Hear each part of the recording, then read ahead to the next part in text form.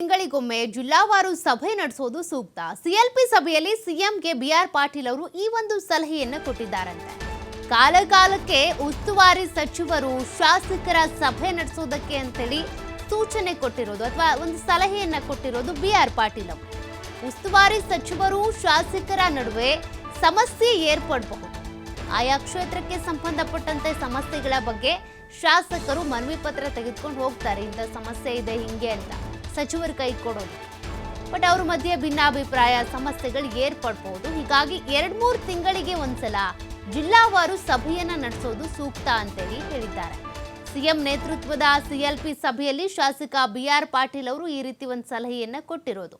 ಅನುದಾನ ಕೊರತೆಯ ಬಗ್ಗೆ ದನಿ ಎತ್ತಿರುವಂತಹ ವಿಧಾನ ಪರಿಷತ್ ಸದಸ್ಯರು ಶಾಸಕರಿಗೆ ಕೊಟ್ಟಂತೆ ತಮಗೂ ಹೆಚ್ಚುವರಿ ಅನುದಾನವನ್ನ ನೀಡಿ ಅನ್ನುವಂಥ ಕೂಗು ಇಲ್ಲಿ ಕೇಳಿಬಂದಿದೆ.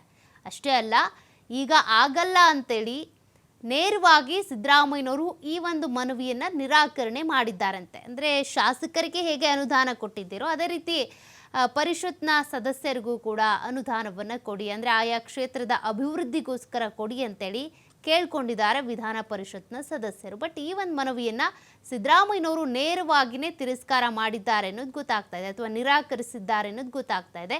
ಬಟ್ ಮತ್ತೊಂದು ಕಡೆ ಏನಂದರೆ 2-3 ತಿಂಗಳಿಗೆ ಒಂದ್ಸಲ ಜಿಲ್ಲಾವಾರು ಸಭೆ ನಡೆಸೋದು ಸೂಕ್ತ ಅಂತ ಕೂಡ ಬಿಆರ್ ಪಾಟೀಲ್ ಅವರು ಈ ಸಂದರ್ಭದಲ್ಲಿ ಇದ್ರ ಬಗ್ಗೆ ಧ್ವನಿ ಎತ್ತಿದ್ದಾರೆ. ಆ್ಯಕ್ಚುಲಿ ಇದೊಂದು ಒಳ್ಳೆಯ ಸಲಹೆ ಅಂತಾನೆ ಹೇಳ್ಬೋದು. ಕಾರಣ ಸಚಿವರು ಅನೇಕ ಕ್ಷೇತ್ರಗಳ ಬಗ್ಗೆ ನಮಗೆ ಸಮಸ್ಯೆಗಳ ಬಗ್ಗೆ ಗಮನಕ್ಕೆ ಬಂದಿಲ್ಲ ಅಂತ ಹಾರಿಕೆ ಉತ್ತರವನ್ನು ಕೊಡಬಹುದು, ಅಥವಾ ಶಾಸಕರು ಸಚಿವರಿಗೆ ಮನವಿ ಪತ್ರ ಕೊಟ್ಟಿದ್ದಾರಾ ಇಲ್ಲ ಅನ್ನೋದು ಗೊತ್ತಾಗಲ್ಲ.